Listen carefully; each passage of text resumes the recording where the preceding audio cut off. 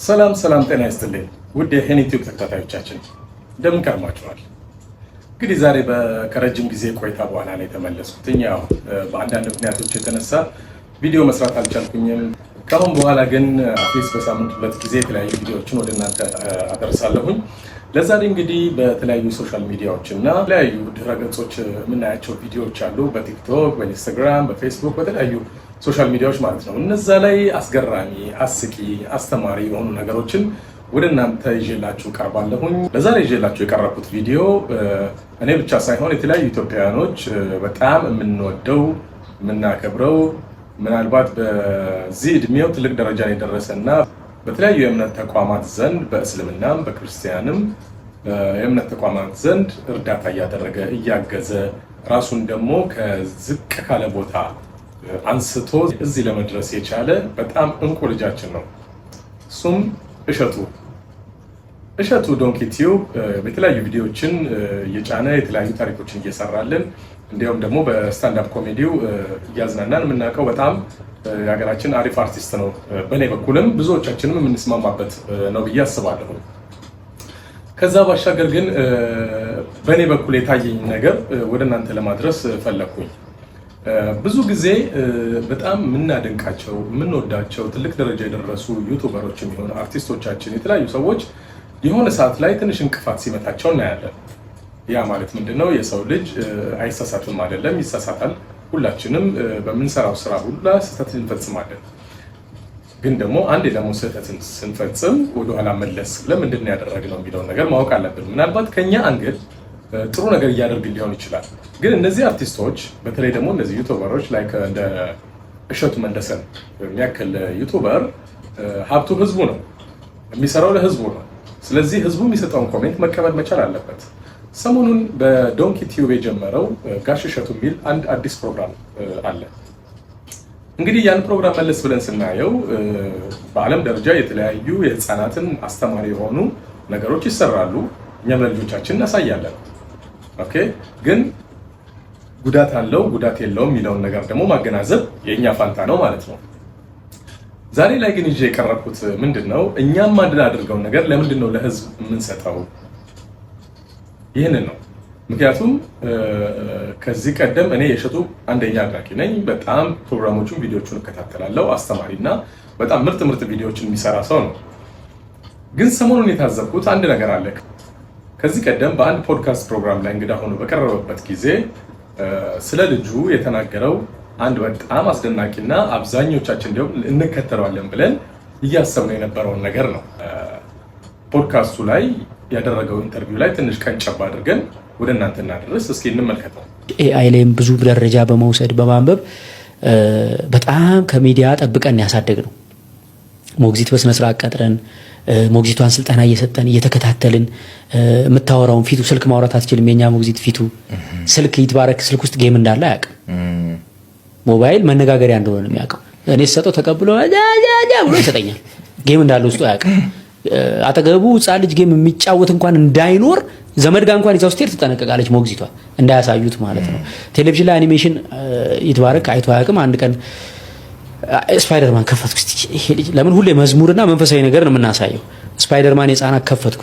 አየውና ወጣ ኳስ ሊጫወት በቃ ትቶት ማለት ነው። ዋው ማለት አልተጻፈም። ገባ? እኛ የሚመስለው ልጆች ጌም የሚወዱ አኒሜሽን የሚወዱ ነው አይደለም፣ የተጻፈባቸውን ነው የሚወዱት። ምንድነው የጻፍክበት ነው? እንደተወለደ ምን ላይ የጣድከው ልጅ ነው? ግን ምን ሆነብኝ መሰለ? እንደዚህ ከሚዲያ ካልባሌው ሚዲያ ለይቼ በጣም በተጠበቀ መንገድ ሲያድግ 1 ዓመት ከ9 ወሩ ላይ ስንት ቃል ነው የሚያወጣው ይሄ ልጅ? ኤአይ ሳነብ ከ1 ዓመት ከ6 ወር እስከ 2 ዓመታቸው ከ50 እስከ 200 ቃላት መናገር አለባቸው ህፃናት ይላል። እንግዲህ ከላይ እንደተመለከታችሁት ነው እሸቱ ምን ያህል ለልጁ ጥንቃቄ እንደሚያደርግ፣ ሞባይል እንደማያሳየው፣ ሶሻል ሚዲያዎችም ወይም ደግሞ የተለያዩ ቪዲዮዎችን ከቴሌቪዥን እንዲርቅ በማድረግ የሚያሳድግበት መንገድ ነው ያሳየን። ያ በጣም የሚበረታታና በጣም አሪፍ የሆነ ነገር ነው። ኔትወርክ ፖድካስት ላይ ሲናገር ከነዚህ አልባሌ ሚዲያዎች ወይም ደግሞ አልባሌ ቪዲዮዎች ልጄን አርቃለሁ፣ ከሶሻል ሚዲያ አርቃለሁ፣ ከቪዲዮዎች አርቃለሁ፣ ሞባይል ጌም እንዲጫወት አላደርግም። ያ በጣም የሚበረታታና በጣም አሪፍ ነገር ነው ብዬ አስባለሁ፣ በእኔ በበኩሌ ማለት ነው። እና እያሳደገበት ያለው መንገድ በተለይ ደግሞ በሃይማኖት ውስጥ እንዲያልፍ በእናትና አባቱ የያዙትን ሃይማኖት አጠንክሮ እንዲይዝ እና ልጁን ጥሩ ፍሬያማ የሆነ ዜጋ ለማፍራት እየሄደበት ያለ መንገድ በጣም ይበረታታ ነው። ግን ደግሞ እየተናገረ ያለውና እያደረገ ያለው ነገር መልካም አይደለም። እንግዲህ እሸቱ እንደምናውቀው ጥሩ ጭንቅላት ያለውና ጥሩ የፈጠራ ችሎታ እንዳለው እናውቃለን። የተለያዩ ቪዲዮዎችን መስራት ይችላል። አዲስ በጀመረው ፕሮግራም ላይ ደግሞ ጋሽ እሸቱ ብሎ መጥቷል። ያ ማለት ምንድነው? ህጻናቶችን የሚያስተምር በፊደል በተለያዩ ነገሮች፣ ምክንያቱም የእሱ ልጅ ማውጣት የነበረበትን ቃላት በጊዜያት ውስጥ ስላላወጣ እንደዚያ ነገሮችን እንዲከለክል አድርጓል። ታዲያ ለእሱ ልጅ የከለከለውን ነገር እሱ ጋሽ እሸቱ ብሎ እዚህ ጋር በምትመለከቱት አይነት ቪዲዮ እንዴት ለመቅረብ አስቻለው? እስኪ ከቪዲዮ ቆንጠር አድርገን የተወሰነውን ነው። አንበሳ መጣ! አንበሳ! ዞን አያችሁ ልጆች? ኩምቢ ኩምቢ አጨናንቆታል። እሳቱ ሲበዛበት ያፈነዳዋል። ፈንዲሻ በድስት ውስጥ እንግዲህ እንዳያችሁት ነው። ማለት ምንድነው? አንዳንድ ጊዜ ገንዘብ ለመስራት ብለን በተመልካች ወይም ደግሞ በአድናቂዎቹ የሚሰራው ለኢትዮጵያ ሕዝብ ለኛ አይደለም በህዝብ እንዲጠላ ማድረግ የለበትም። ምክንያቱም ማናችንም ቢሆን በተለይ ደግሞ እንደሱ አይነት ጥሩ ስብዕና ያለው ወጣት ልጅ እሱ ለልጁ የማያደርገውን ነገር ለሌላ ልጅ ለምንድን ነው ለማድረግ የፈለገው? ይሄን ደግሞ ገብታችሁ በቪዲዮ ውስጥ እሱ በጫናቸው ጋሽ እሸቱ በሚል ቪዲዮ ስር የተለያዩ ኮሜንቶችን ታያላችሁ። አትሊስት አንድ ፓርት፣ ሁለት ፓርት፣ ሶስት ፓርት ሲለቅ ከመጀመሪያ ጀምሮ ህዝቡ እየሰጠው ያለውን ኮሜንት መመልከት አለበት። አሊያም ደግሞ እዛ ጋር በፖድካስቱ ላይ የሰጠው ኢንተርቪው ማስነሳት አለበት። ምክንያቱም ኦልሬዲ ቃሉን ሰጥቷል። ለልጁ የማያደርገውን ነገር ለገንዘብ ሲል ለምንድን ነው ለሌሎች ህፃናት መማሪያ የሆነ ቪዲዮ የሚሰራው? እርግጥ መማሪያነቱን አልጠላውም። አሁንም እንድታስቡልኝ የሚፈልገው መማሪያነቱ በጣም ምርጥ ነው። እንደኔ ለልጆቹ የሚሰጠውን ወይም ደግሞ የሚያዩትን ነገር ለይቶ ማየት ነው። በተለያዩ ቪዲዮዎች ላይ እናያለን። በተለይ ደግሞ እነ ኮኮሜሎ የሚለውን በብዛት ህፃናት የሚወዱት ቪዲዮ ምን ያህል ችግር እንደሚያመጣ ከተለያዩ የህፃናት ዶክተሮች እየሰማን ነው። ኮኮሜሎ የሚባሉ ቪዲዮዎች የህፃናት ቪዲዮዎች ጥሩ መማሪያ ሆኖ ሳለ ግን ልጆቹ ትንሽ ካደጉ በኋላ ወይም ደግሞ የመናገር ችሎታቸው እንደሚቀንስ አሊያም ደግሞ ቅብጥብጥ እንደሚሆኑ የተለያዩ ኢቨን ወደ ኦቲዝምነት እንደሚወስዳቸው ነው። ስለዚህ ያ መልካም ሆኖ ሳለ ወደ ዋናው ርዕሳችን ግን ስንመለስ ኮሜዲያን እሸቱ መጀመሪያ የተናገረው ቃል ለልጁ የሚያደርገው ነገር ለምንድን ነው ለሌሎቹ የሚያደርገው?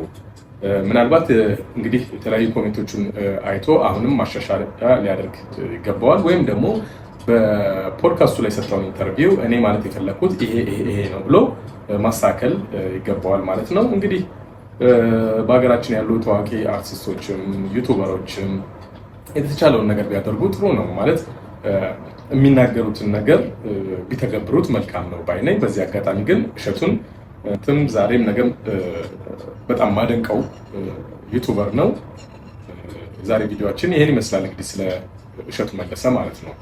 እናንተም ደግሞ የተሰማችሁን አስተያየት ከስር ኮሜንት ላይ ልጽፉልን ትችላላችሁ። በዚህ አጋጣሚ ቻናላችን ደግሞ ሰብስክራይብ እና ሼር በማድረግ ከዚህ በኋላ እናንተም ድጋፋችሁን እንደምትሰጡን እርግጠኛ ነኝ። እንግዲህ መልካም ቆይታ። ወደ ሌላ ቪዲዮ ደግሞ አብረን እንሄዳለን። እንግዲህ ወደ ሌላ ቪዲዮ ተመልሰን መተናል። የአሁኑ ቪዲዮ በተለይ ሶሻል ሚዲያዎች ላይ ቲክቶክ፣ በተለይም ቲክቶክ ላይ አጫጭር ቪዲዮ የሚሰሩ ቪዲዮዎች ላይ ወጣቱ ምንድን ነው እያቀረበ ያለው የሚለውን ነገር መለስ ብዬ ማየትና መናገር እፈልጋለሁ። እነዚህ ሶሻል ፕላትፎርሞች እነ ቲክቶክ፣ ዩቱብ በተለይ ደግሞ ኢትዮጵያ ውስጥ ለወጣቱ በጣም ጥሩ የገንዘብ ማግኛ ፕላስ ደግሞ ያላቸውን ችሎታ ደግሞ ለህዝቡ የሚያወጡበት ትልቅ እድልና ትልቅ መድረክ ፈጥሯል ብዬ አስባለሁ። ግን አጠቃቀሙ በጣም በብዙ መድረኮች ላይ እናያለን እና እኛ ኢትዮጵያኖች አጠቃቀሙን ስላልቻልንበት ነው እንጂ ከዚህ በላይ መጠቀም እንችላለን የሚሉ አስተያየቶች ይነገራሉ በብዛት። እኔም ያን ሀሳብ እጋራለሁ ማለት ነው። ግን አንዳንድ የምንናገራቸው ወይም ደግሞ እጃችን ላይ ስልክ ስላለን ብቻ ወይም ደግሞ ኢንተርኔት ስላለን ብቻ የሆነ ነገር አንስተን ዝም ብለን መለጠፍ ወይም ደግሞ የሆነ ቪዲዮ ሰርተን መልቀቅ በራሱ አግባብ አይደለም። እንደኔ ምናልባት ይህ የፕላትፎርም በተለይ ደግሞ ቲክቶክ እኛነታችንን ያወጣ ይመስለኛል። ማንነታችንን እያወጣ ያለ ይመስለኛል። ምክንያቱም በፊት እንደዚህ አይነት ሶሻል ሚዲያዎች የሉም። የምናስበውን፣ የምንናገረውን፣ የምንፈልገውን ነገር ለህዝብ ማድረስ አንችልም። ወይም ደግሞ እዛው በተከበበች መንደር ውስጥ ብቻ ወይም ደግሞ በጓደኞቻችን ብቻ የምንናገረው ነው የሚሆነው። አሁን ግን አብዛኞቻችን አጠቃቀሙን ካለማቻል የተነሳ እጃችን ላይ ካሜራ ስላለ ብቻ ያልሆነ ቪዲዮዎች እያለቀቀን ነው። ሰሞኑን አንድ ያየሁት ቪዲዮ አለ በጣም እጅግ ያሳዘነኝ እና ምናልባት ሁላችንም በሆነ ነገር ተጎድተን ሊሆን ይችላል። ኦኬ፣ ግን ደግሞ ያ የጎዳን አካል ለሁላችንም አንድ አይደለም። እስኪ ለማንኛውም ቪዲዮን ተመልክተነው እንመለስ። የአባት ዘመዶች ግን ምንድነው ጥቅማችሁ?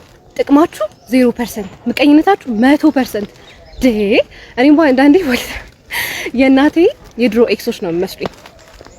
ምን ልደፉን ነው አልልደፋላችሁ። ተው እንግዲህ እንደተመለከታችሁት ነው። ይህች እህታችን ስለ አባት ዘመዶች ነው ማንሳት የፈለገችው። አንድ ነገር መናገር የምፈልገው ምናልባት በእሷ በአባት ዘመዶች በኩል ብዙ ጉዳት ደርሶባት ሊኖር ይችላል፣ ብዙ ችግር ሊኖርባት ይችላል። ኦኬ፣ ግን ያ የቤተሰብ ጉዳይ ነው። የቤተሰብ ጉዳይን እዛው መቻል ነው እንጂ አሁን እሷ እየተናገረች ያለችው በጅምላ የአባት ዘመዶች እያለች ነው። ኦኬ፣ የአባቴ ብትል መልካም ነው፣ የራሷን ወገን ልትወክል ትችላለች። ግን ያም ሆኖ ሚዲያ ላይ ማውጣት አስፈላጊ ነው ወይ? አስፈላጊ አይመስለኝም። ምክንያቱም በጣም ብዙ የአባት ዘመዶች መልካም የሆኑ ስማቸው በጥሩነት በበጎነት የሚነሳ በጣም ብዙዎች አሉ። ስለዚህ በተቻለ መጠን እንደዚህ ቲክቶክ ላይ እና የተለያዩ ሶሻል ሚዲያዎች ላይ የምንለቃቸውን ቪዲዮዎች እያስተዋልን ነገ አፍርበታለሁ ወይስ እኮራበታለሁ የሚለውን ነገር ወደኋላ መለስ እያልን ብናይ መልካም ነው ብዬ አስባለሁኝ። እንግዲህ እናንተም ሀሳብ አስተያየታችሁን ከስር ኮሜንት ላይ ልትሰጡን ትችላላችሁ። አሁን ይዤላችሁ የመጣሁት ቪዲዮ ደግሞ ቅድም እንግዲህ ያው በሶሻል ሚዲያ ዛሬ በሶሻል ሚዲያ እና በቪዲዮዎች ላይ ሰዎች በሚፈጥሩት ክሬት በሚያደርጉት የተለያየ ወይም ቪዲዮዎች ወይም ደግሞ ችሎታቸውን የሚያሳዩበትን ነው። ዛሬ በጣም ደስ ያለኝ አንድ ቪዲዮ አለ። ምናልባት እናንተም በቲክቶክ እና በተለያዩ ቪዲዮዎች ላይ ታቋት ይሆናል ምን አይነት ችሎታ እንዳላት። ይሄ ነው የሶሻል ሚዲያ ጥቅሙ ማለት ነው። ቲክቶክ፣ ዩቱብ ትልቁ ጥቅማቸው በጣም ብዙ ሰው ችሎታ ያለው ችሎታውን ግን ቤት ውስጥ ደብቆ የተቀመጠ በጣም ብዙ አለና ከነዛም ውስጥ እቺ ልጅ በጣም ትመቸኛለች። እስኪ ቪዲዮን ተመልክተን እንመለስ። ቦሴ አቤት ጋሽ፣ አሁን ታመጫለሽ ብቻ ነው የምትያት፣ አትነኪያትም። እሺ፣ ዱላ የለውም። ዱላ ምንም የለውም። እሺ፣ ጀምሪ። አንድ ጊዜ ላጉናት። ዱላ የለውም። እሺ፣ ታመጫለሽ። አጀ ግን ጋሽ ዲራማ አሰራር እንዲህ ነው። አያጎንጓ ተንቅቅ።